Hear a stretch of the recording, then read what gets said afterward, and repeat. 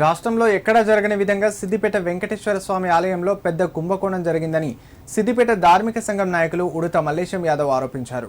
గతంలో వెంకటేశ్వర స్వామి గుడి పేరు మీద బ్లాక్ ఆఫీస్ వద్ద 5 ఎకరాల భూమిని కేటాయించారని, తదనంతరం దాన్ని అన్యాక్రాంతం చేశారని అన్నారు. గతంలో ఆర్డీఓగా పనిచేసిన వెంకట నరసయ్య అనే వ్యక్తి 5 ఎకరాల అసైన్డ్ భూమిని గుడి పేరు మీద ఇస్తున్నా అని చెప్పి తన వంశస్థులే గుడి చైర్మన్గా ఉండేలా ఒత్తిడి తెచ్చాడన్నారు. కానీ ఆలయం మాత్రం సిద్దిపేట ప్రజల సహకారంతోనే నిర్మాణమైందని తెలిపారు.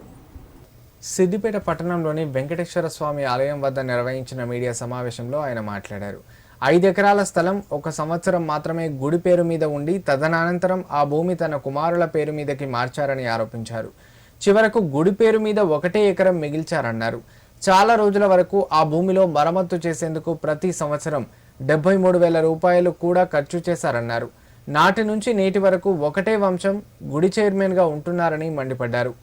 ఈ విషయంపై అధికారులకు ఫిర్యాదు చేయడం జరుగుతుందని తెలిపారు. ఆలయ భూములు, ఆస్తులు కాపాడడంలో తనకు సిద్దిపేట పుర ప్రజలు సహకరించాలని ఆయన విజ్ఞప్తి చేశారు. రాష్ట్రంలోనే ఎక్కడ జరగనటువంటి కుంభకోణము సిద్దిపేటలో జరిగింది. గుడి జాగా కూడా మొత్తం పరంపోగే. అదే రకంగా ఏదైతే గుడి జాగా బ్లాక్ ఆఫీస్ దగ్గర 5 ఎకరాలు ఉన్నదో అది కూడా పరంపోగే. గతంలో వెంకట నరసయ్య అని చెప్పి ఒక ఆర్డీఓ, నేను ఈ గుడికి జాగా ఇస్తున్నా, నేనే చైర్మన్ అవుతా, ఇక్కడ నా వంశం చైర్మన్ అవుతుంది అనే ఉద్దేశంతోనే ఇక్కడికి రావడం జరిగింది. మరి గుడి కట్టించిన ఆయన కాదు, సిద్దిపేట సంబంధించిన భక్తులందరూ కూడా గుడి కట్టించిండ్రు, గుడి విగ్రహాలు ఇచ్చిండ్రు, అదే రకంగా వికాస్ తరంగిని కట్టించిండ్రు.